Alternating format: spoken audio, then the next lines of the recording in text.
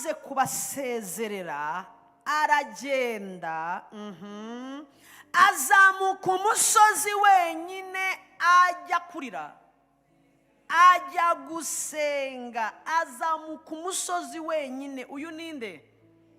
Asize ba bantu amaze kubasezerera, intumwa ze 12 aziciyemo hagati, abasigaho, azamuka umusozi wenyine ajya gusenga. Ari bugorobye, ariyo wenyine. Bwari bugorobye, bwari bwije, amasaha yari yicumye. Yesu asiga intumwa, asezerera abantu. Ibitangaza bimaze gukoreka, impumyi zimaze kureba, abantu bamaze gukoma amashyi, ariko yanga gutahana nabo. Arazamuka umusozi ari wenyine ajya gusenga. Nkubitira ukwegereye umubwire ngo nyuma ya success bakomeza gushaka Imana. Akesha ijoro ryose asenga Imana. Mu gitondo igihe abandi baba bananiwe, uvuga ngo sijye mbona ngeze ku buriri. Ijoro rikeye we atangiye akazi. Mbega role model. Ijoro umubabwiza ukuri, uyu mugabo yari yambaye umubiri 100%. Mutagira ngo ari ku isi yakoreraga mu bumana, as you know. No, yari yambaye umubiri, yarasonzaga, umubiri wararuhaga.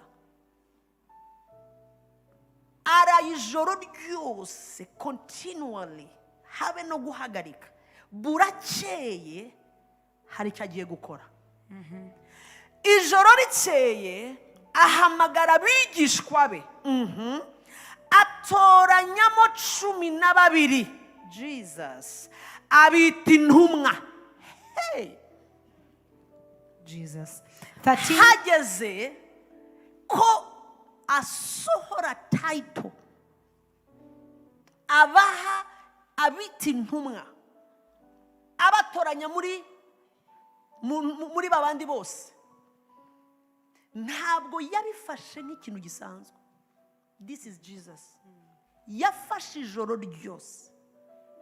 Ntabwo yaziye mu mafyeri no mu mubiri ati yarabizi ko ikintu cyose kivuye mu ijuru.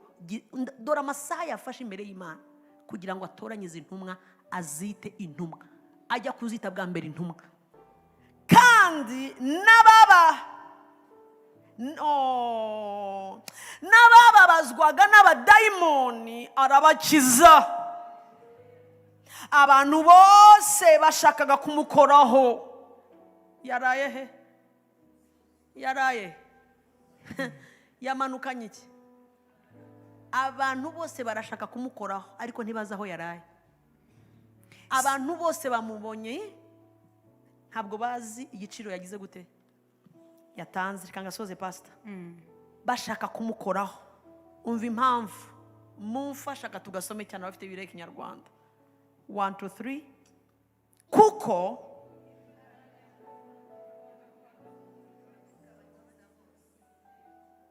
tuzamura ijwi abadafite Bibiliya bumvireho.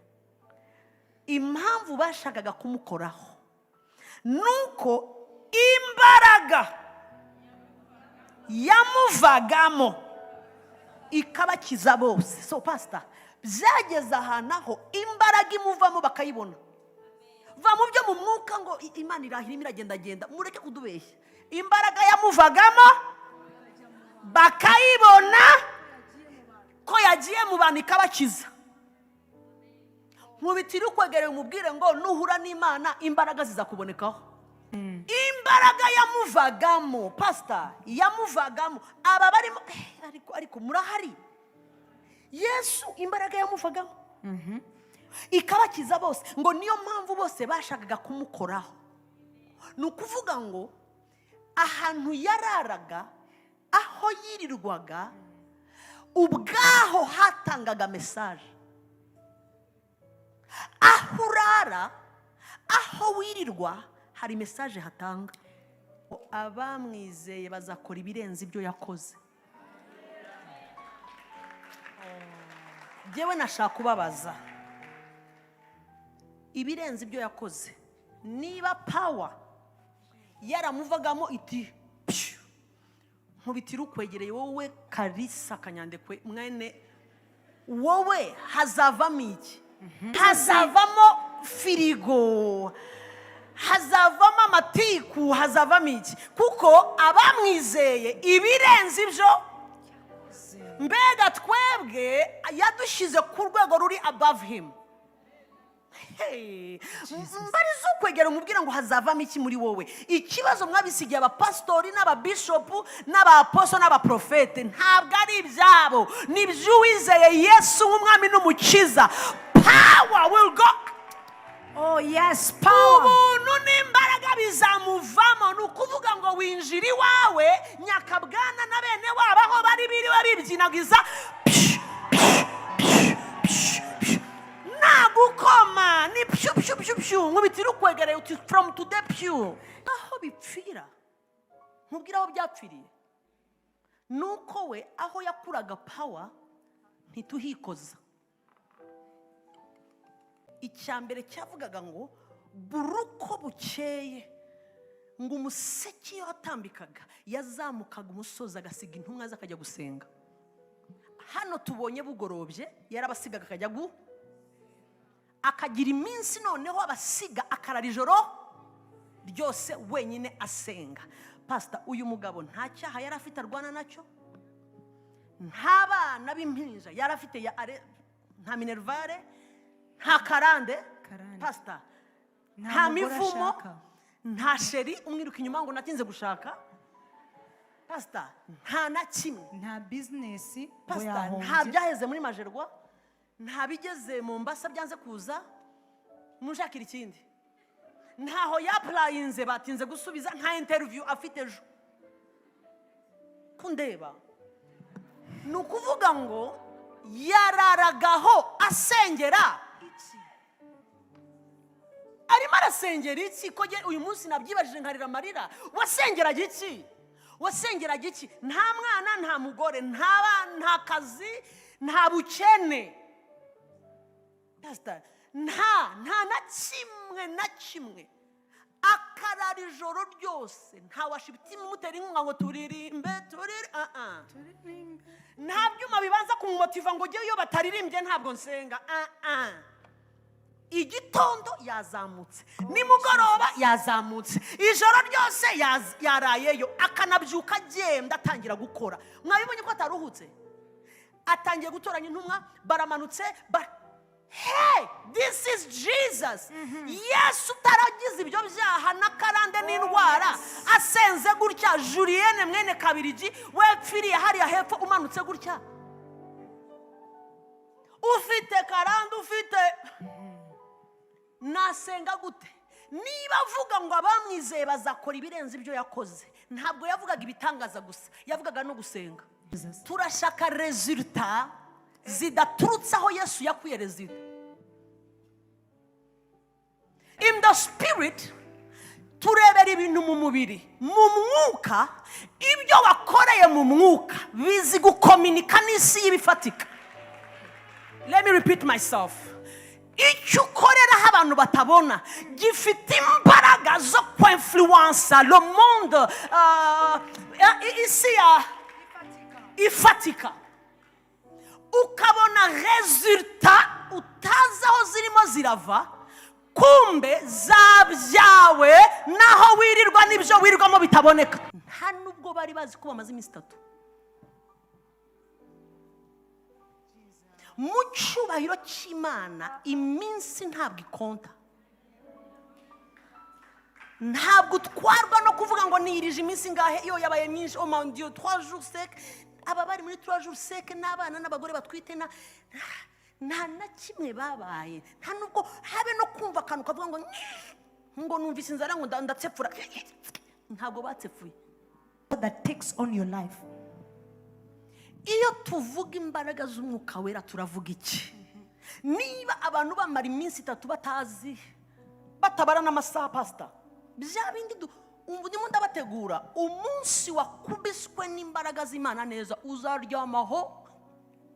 Urabona wicaye uzumana niyo ntebe cyangwa hasi, uhave nyuma y'iminsi 4. Vuga ngo haleluya. Ugira uheruka waje ku cyumweru mu materaniro, tukagusangamo kuwa kabiri. Kuwa gatatu pastor no kuwa kane tukagaruka kira hasi ari impamvu tuva mu matorero atandukanye. The reason why we come from different duhura churches, kugira ngo dusane igicaniro cyo gusenga we cyasenyutse, are bringing back the altar of prayer kugira ngo igicaniro cy'Imana cyongere so cyubakwe. that the altar of prayer will be restored. Igihe cyose igicaniro cyo gusenga, igicaniro cy'umwuka wera cyasanywe, nta cyabuza imbaraga z'Imana gukora. Where you are. Niba upfukama, niba uryama, kora icyo wakora, ariko reka umutima wawe uveyo. Whatever you can do, do that because your heart has to be poured before God. It's not. Deliverance ya mbere ni icyubahiro cy'Imana kumanukira ubuzima bwawe. Biravuga ngo tabaza cyane ndagutabara. The Bible says, cry out and call unto me. Tabaza ndagutabara. Call unto me and I will come. Tabaza ndagutabara. Call unto me and I will come. Batabaza gute ko bazamura ijwi? How do you call unto him? Urongorera ngo bigende gute? Zamura ijwi ryawe mu izina rya Yesu. Stop whispering and raise up your voice in prayer. Keep praying where you are.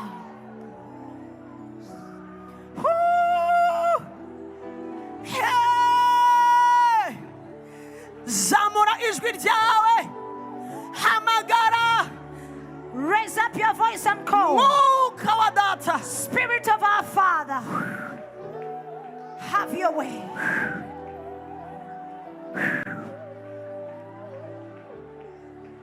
Babababash. Lelelelelelos.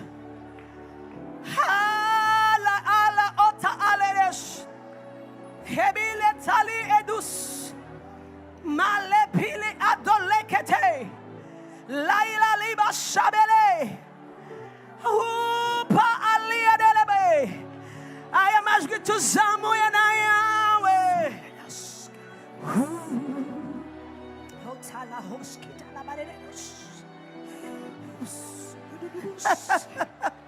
Oh Jesus. Oh Jesus. Oh Jesus. Oh Jesus. Jesus.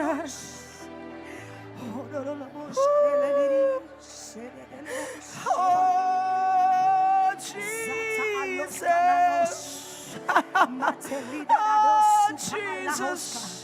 Oh Jesus. Jesus. Spirit of the Lord. Hey, baptizer.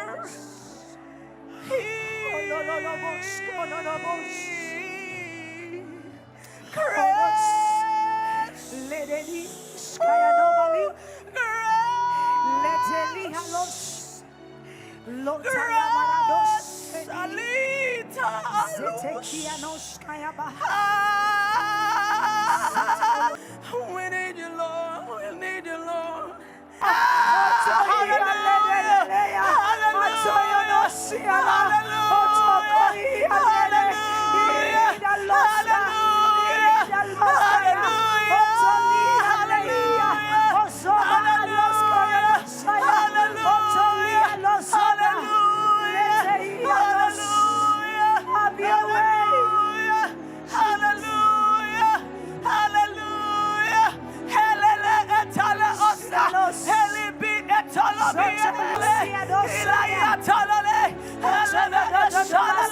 Ducingwe imitima yacu turakwifuza mwami.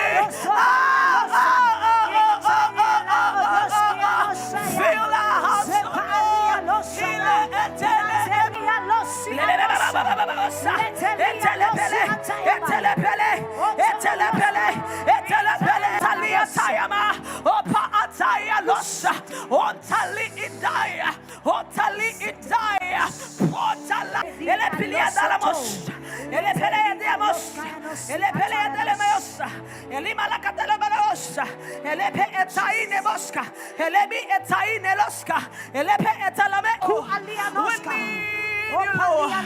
we need you, God. We need you, Son of God. We need you, Spirit of the Lord. Ilatale wasuye Cornelio ugeze mu rugo rwe mwami usanga icyo bakeneye n'umwuka wawe. Hola tile bila icyo dukeneye igihe nk'iki